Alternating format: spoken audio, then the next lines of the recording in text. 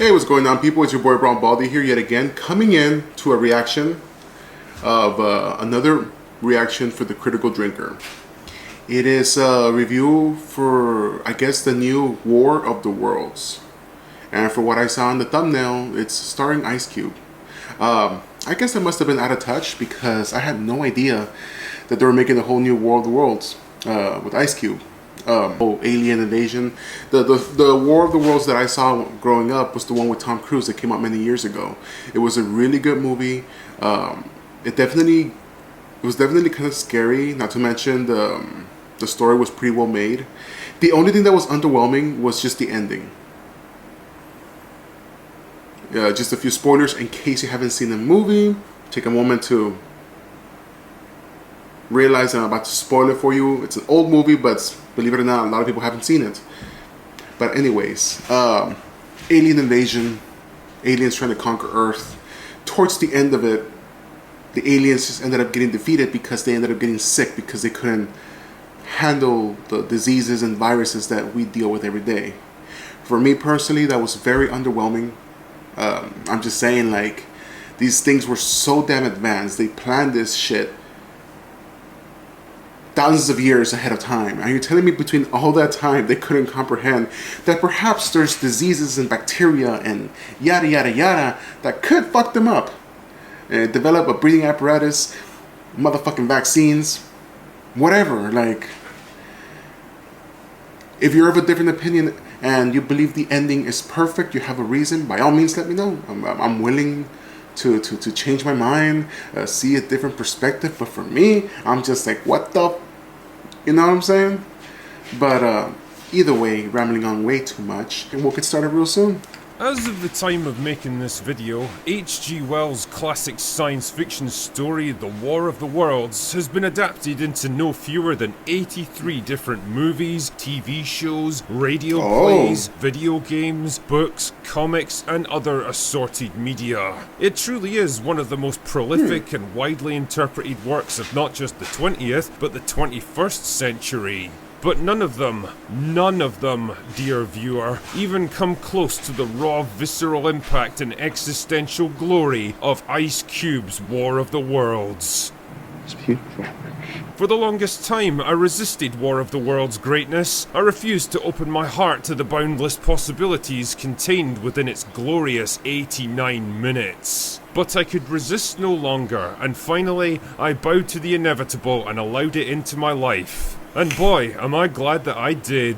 Ice Cube's War of the Worlds isn't just the greatest movie of all time, it may be the single greatest product of human endeavour in the whole history of our species. A sublime fusion of striking social commentary, epic global conflict with the fate of the human race hanging in the balance, powerfully intimate character moments, and performances that took me from the heights of ecstasy to the very depths of despair. That's quite the claim.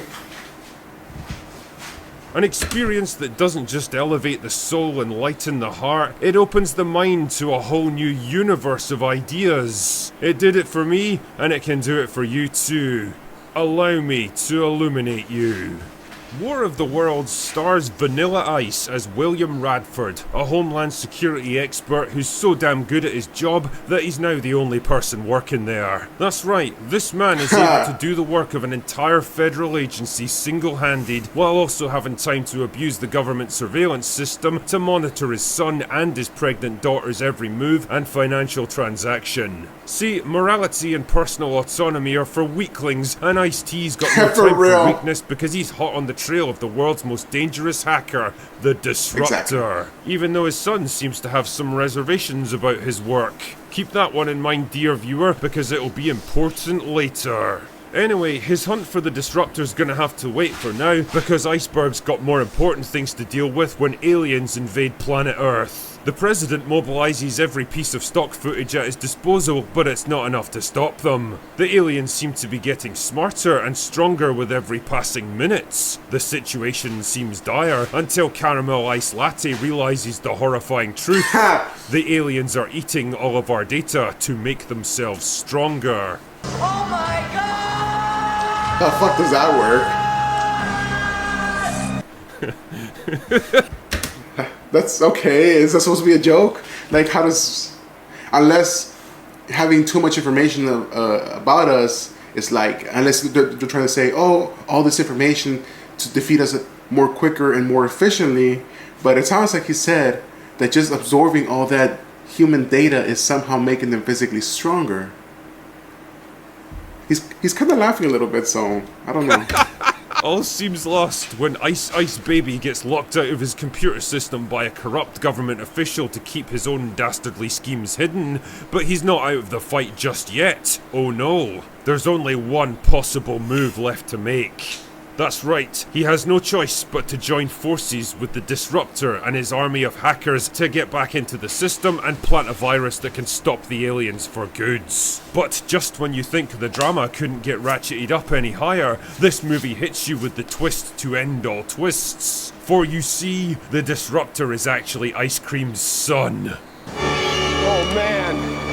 Oh god! Oh man! Good lord, this movie truly does have everything. Intense drama, heart-pounding revelations, soul-crushing emotions. It's all there, and there's nothing you can do about it. Father and son must unite in a desperate race against time to shut down the sinister global surveillance system that was driving the aliens this whole time, stopping the invasion and saving the entire human race. Perfection. My god, Ice Cube's War of the Worlds isn't just a movie, it's pure fucking cinema.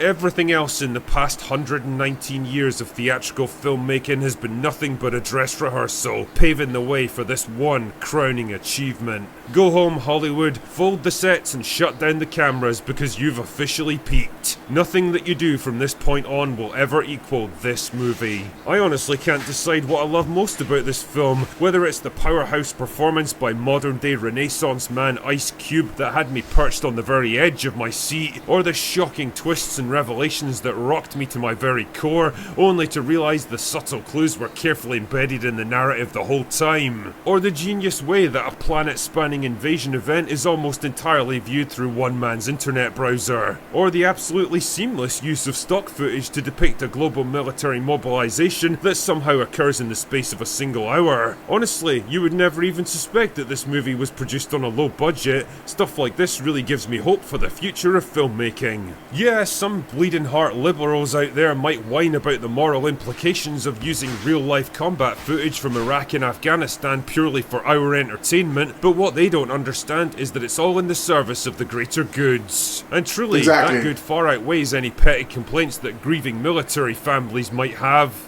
Get over it, you losers. Other people might dare to suggest that That's messed aliens up. literally coming all the way to Earth to That's out of eat pocket. data when they could simply monitor and absorb global communications from millions of miles away is nonsensical idiocy that demonstrates a boomer-level understanding of how computers function, but they clearly lack the media literacy to understand what this film is truly about. It is a movie of ideas that reflects the world we live in today. All of our greatest hopes and fears, our aspirations and insecurities. Other adaptations have focused on Cold War paranoia or man's misplaced faith in the power of weapons and technology, but none of them really hit the mark.